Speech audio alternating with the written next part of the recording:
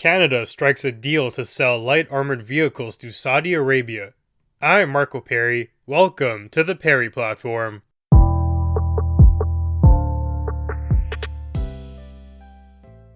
Canada appears to be in the midst of an ethical conundrum. They are revisiting an arrangement that they openly stated that they wanted to escape before. This arrangement is a contract to sell military-grade vehicles to Saudi Arabia. Now, you might be wondering, why would anyone not want more money? Because the answer is, there are some ethical implications here. For example, what are these armored vehicles likely to be used for? What type of nation are we dealing with? Is Saudi Arabia a good world actor? The answer to that is no. Here's a similar example to set the stage. If you happen to have an extra knife in your house and you want to sell it, you go on Kijiji. Now, if you sell that knife to somebody who is sweating profusely and they can't stop twitching, and you know that they killed somebody last week with a knife, well, the ethics of that transaction are questionable. But if you sell a knife to somebody who is responsible, sane, they have a clean record, and they tell you that they wanted to chop some vegetables, well, your conscience can be clear in that case. Right now, we're dealing with the former. Before we get into the details of the arrangement, let's talk about Saudi Arabia. I want you to understand just who exactly this entity is. It's really a kingdom. They have a king, princes, and the royal family, the whole shebang. And you should know too, the king isn't just for show, like it is in Britain. These guys actually have power. They are the head of the state and the head of the government. It's rather medieval. You do not get to rule a country just by birthright. There are qualifications here, and what the people think actually matters. Saudi Arabia disregards that though. This already is contrary to some values we hold in Canada, i.e., democratic principles. Now, Saudi is also ripe with other controversies as well. One of the more popular is their treatment of women. Very recently, they made some strides, but they are still lagging. In 2016, the World Economic Forum ranked Saudi Arabia as 141 out of 144 countries for gender parity, right there near the bottom of the barrel. Women were recently not even allowed to vote. In 2015, they were granted that privilege at the local level. In 2017, women were allowed to access government services, education, and healthcare without consent from a guardian. In this case, guardian really isn't their parent either. It's likely to be their husband. It's an abominable principle to need permission from your spouse to seek educational or healthcare services. You're basically the possession of this other person. Without them giving you the go-ahead, you can't do anything. That's how it is for most women in Saudi Arabia, up till very recently supposedly. And in 2018, the crown prince stated that women don't need to wear a hijab as long as they dress decently and respectfully. I always wonder where the her body, her choice people are in cases like this. There are a lot of people who would be completely outraged if this happened in Canada or America. But where are they when it comes to women of the world? They seem pretty quiet to me. The reason? They're caught up in some type of moral relativity and finding it taboo to talk about other cultures aside from the one you live in. That's very hypocritical.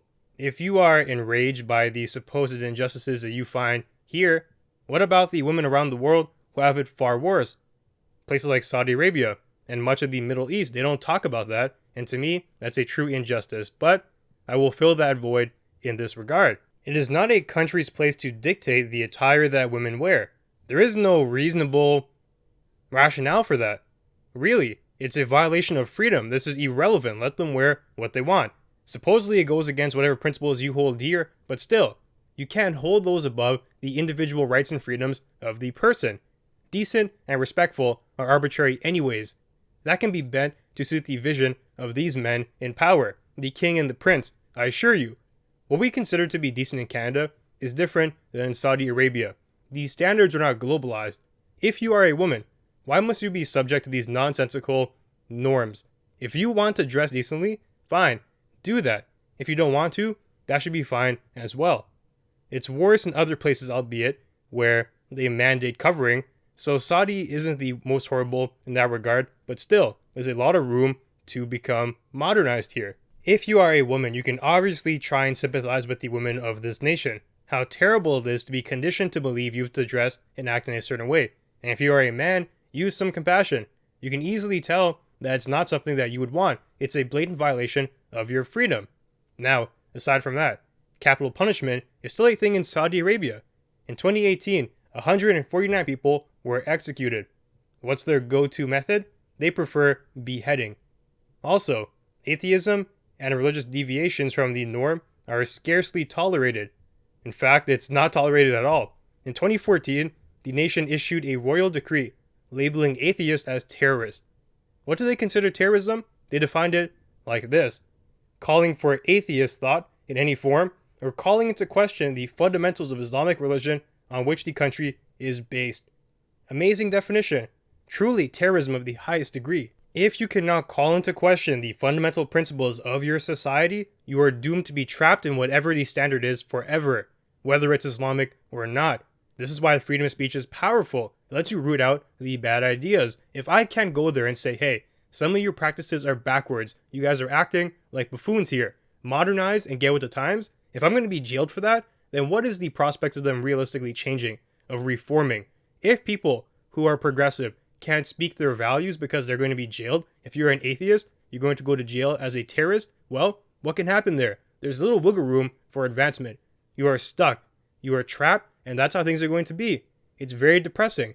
This is a fundamental injustice. I also find it to be a blatant example of cowardice. If your idea is so good, if you are so convinced of it, then why not allow people to criticize? You can probably defend it, right? The answer is no. If you're afraid of criticism, if you are afraid of other ideas, well, I'm not too sure how strong your notions are in the first place. If you want to make it illegal and label someone a terrorist for going contrary to what you say, well, that's just questionable, especially when it's reasonable to go against it in the first place. Saudi Arabia also played a hand in the Yemen civil war, and they sponsor Islamic terrorism across the globe. I can go on. But in recent memory, one of the more iconic injustices that they committed was they contributed to the assassination of a journalist, Jamal Khashoggi. They mutilated him. This was a direct order, supposedly, from the Crown Prince. This is just not a nation we should be supporting under normal circumstances. They are not ally material. They take part in illicit activities and oppose many fundamental beliefs that we hold in the West. Now, today, it's being reported by the CBC that Canada has struck a deal for armored vehicle sales with Saudi Arabia. Canada will export light armored vehicles, or LAVs, to the kingdom.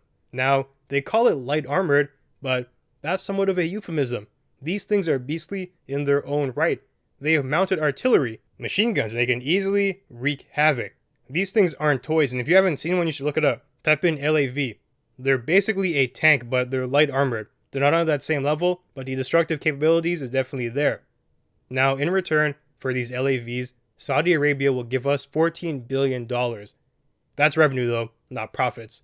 Canada will also be able to speak more freely about the terms of the deal. So previously we had an arrangement, but it was very hush-hush, very secretive. Canada has supposedly tried to lax in that. They want to give more information to the public, and that was put into this draft. Now some history. The federal government, before, floated the idea of canceling this entire contract. Saudi may have been able to sue us for that. Ideally, we wouldn't have even gotten to the contract in the first place, but here we are. Now, the government is saying that they are making the best of a bad situation. We had a contract here. We might have gotten sued if we didn't fulfill it. We need money. So, okay, here, we'll make some concessions and we'll take the billions of dollars, and here are your LAVs. We still don't even fully understand how many vehicles are being sent, how weapon heavy they are, because you can customize them, and who will service them, etc. So although the government states that they've been fighting for more room for transparency, clearly there's still a limit here. The NDP foreign affairs critic chimed in as well. His name is Jack Harris. He came forward and he said this: the reasons the Liberals put a ban and moratorium on armored vehicle exports still stands. Saudi Arabia remains an authoritarian regime, one of the world's worst human rights records. That is 100% true. Basically what he's saying is that the Liberals gave a reason for shutting down the previous contract. They said, Saudi Arabia, you guys are just complicit in all of these human rights abuses and we don't want to deal with you. But now we're dealing with them. Contrary to this initial statement though, Saudi Arabia has not changed their ways per se. They still have one of the worst human rights records around the world. They are just a bad actor, but now we're dealing with them. So obviously, we're going back on that because the first reason you gave for shutting down business still exists. It hasn't been fixed, but we're dealing with them. So, obviously, there's another motivating force behind these actions here. The answer as to why Trudeau is doing this is fairly obvious to me. First, the jobs at this Canadian plant. They have to manufacture these armored vehicles. Now, it's an American company, but they will be made in Canada. Our economy is in crisis right now. Pumping money back into it is a priority. There were over 1 million jobs lost last month. Getting some more jobs back, even if it's short term, to manufacture these weapons of war, that could do well for boosting the economy and pulling some people out of poverty. Now, second, COVID-19 just blew up the federal deficit. It's expected to reach $184 billion, according to the National Post. That number is so high that we can barely even fathom it, and at this point, it's pretty funny. We seem to have lost some bearing on just what exactly these numbers mean. For a politician to say 1 billion or 2 billion or even a trillion, the numbers are just so mind-boggling we don't know what that stands for. Adding $1 billion to a deficit is insanity. Having it in the hundreds of billions is crazy. Future generations are going to be paying the price for that for a very long time. We just don't even know how exactly we're going to pay for it either. Modern monetary theories say, well, the government is indefinite, we can pay it off over a large range of time, we can print money, don't worry about it, but I have my doubts about that. That might be true for certain countries where people rely on their currency as the global standard, like America, but Canada playing that same game, there are some red flags there for me. Either way, the grim reality is we are going to be heavily indebted for a very long time. Prior to this, we had the luxury of canceling this contract with Saudi. We weren't so constrained for cash. Now, we have things to support, like increasing EI and the Emergency Benefits Program. $14 billion from Saudi Arabia is going to be tempting in these times here. That money will make a difference. Money at the same time is direly needed. You can see how these factors are going to compound and complicate the decision-making process. Now, it's true. Money does not grow on trees, but do you know where it does come from? It comes from printers these days, but even that comes with a cost. Hyperinflation. You can look at some African countries to see the aftermath of that. Your currency devaluing to a pittance. People's savings eroding into nothingness. If we aren't careful, inflation could literally destroy our economy. It's a balancing act. We have to find other ways to draw revenue. It's safer to play the trade game and earn that by selling LAVs. Now, this begs the question, what is the right thing to do? We are caught between a rock and a hard place. We need money on one hand to support our nation during these rough times, but that comes by selling military tech to a shady regime, one that we know commits these heinous human rights violations that we're giving them military weaponry. We are making them stronger. If these tools are used to the detriment of civilians, are we in part responsible? No matter how you slice it, this is going to suck. I'm not entirely sure whether the right answer is here, but I know in the long run, governments like the Saudi royal family need to be reformed. We can't move towards a global civilization with such blatant bad actors on the world stage. Bad actors, too, who control their populace and force upon their agenda. It's not the people's fault. The rulers are just abusing their authority. If you are born in a land where there are certain customs and laws, you're going to absorb them. They're going to be part of your norms. They're going to be part of your living standards. And if those norms are backwards, like in the case of Saudi, that's going to be a terrible tragedy for you. Standing by and letting that happen is not something I can condone. A lot of what this regime spews is just garbage that's contrary to advancement. Now it looks like we'll be actively empowering their military might. It's tragic. If we weigh the morals of it, I am fairly certain it is immoral. It's not ethical. The case can be made that we are going to be enabling this country to further their prowess when it comes to hindering the human rights development in that geographical region. It's also true, too, that they have a history of doing terrible things. It's also true that their values are contrary to ours. Morally, it makes no sense for us to sell them light armored vehicles. That's established. I don't think anyone's going to make the reverse argument either. No one's going to try and debate with me and say, oh, it's highly ethical, it's the right thing to do to give the Saudi royal family these tools of war. That is freely established, but the question comes in terms of pragmatism though. What's realistic right now? We do have a ballooning deficit. What will happen if we can't afford to pay that? What will happen to our own citizens if we can't give them these emergency relief benefits? There might be some merit to raking in these billions of dollars right now, and maybe in the future we deal with Saudi. When we look at the priority of events going on in our lives, COVID-19 appears to be the one taking precedence. And at the same time, we're going to monitor Saudi. If they act in ways that are not faithful to what we laid out in the contract, we can go in and do something about it. I'm not too sure what something is in this case, but that seems to be the rationale of the Canadian government. Choosing the lesser of the two evils, and they deem the lesser is to take the money and try and bolster the economy right now, but we supply weaponry to an oppressive regime. Is that really the lesser of the two evils? Would we be better off by just not selling them anything and making do with maybe selling these weapons to another country? That's possible as well, but there are a lot of variables at play here. It depends how you want to slice it.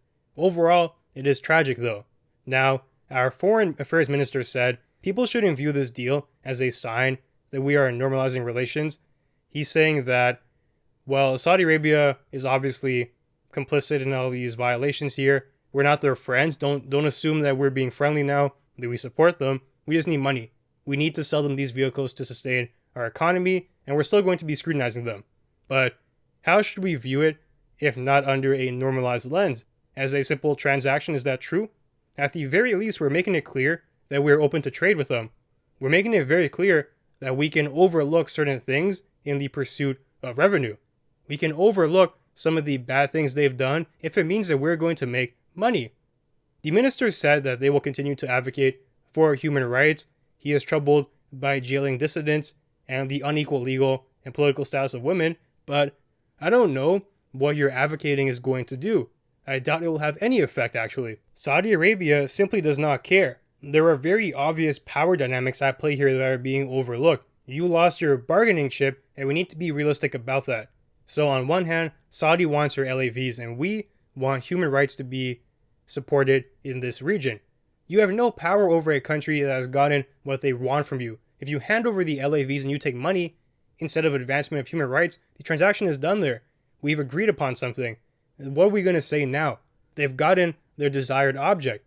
If we withheld the LAVs though, and worked into the contract provisions like you must do this, you must improve these metrics, then they would need to comply because they'd be obliged to do so. At that point in the discussion, we haven't given them anything yet. If they want to get what they want, they have to comply or they have to work towards a middle ground. And if we do sell them something and they violate the terms, we have a legal grounds to go in there and shake up the structure. The cat's out of the bag now though. You can condemn them all you like, you can hate on them, you can threaten them, but I doubt that will produce any type of change. You can't have it both ways. You can't empower a country and try to force their hand after the fact. They have their LAVs now. They're happy. Maybe they'll just view your criticism as a cost of doing business. That's very realistic here. Now, my final thoughts revolve around what degree of malevolence are we willing to accept in the pursuit of revenue? What are we willing to overlook if it helps our economy? What if China comes out of the woodworks and say, hey, we're going to pay you if you install our Huawei technology. Hey, we'll pay you if you release some of our prisoners. Like, now she's not really a prisoner. Meng, well, I'm not too sure what's going on with the latest news on that. But what if China gives you some type of reimbursement for doing that? We need the money. Will we succumb to it? We seem to have done that in Saudi's case, but how do we differentiate between these two evils here? What if Russia comes up to us and say, hey, we want to order some weaponry, and we know they're going to use it to expand their borders? What if Iran comes to us for LAVs too, and they have a history of killing protesters? Do we sell it? Do we overlook the ethical implications? What degree of moral wrongdoing are we okay with? How do we quantify that? Where do we draw the line with our transactions here?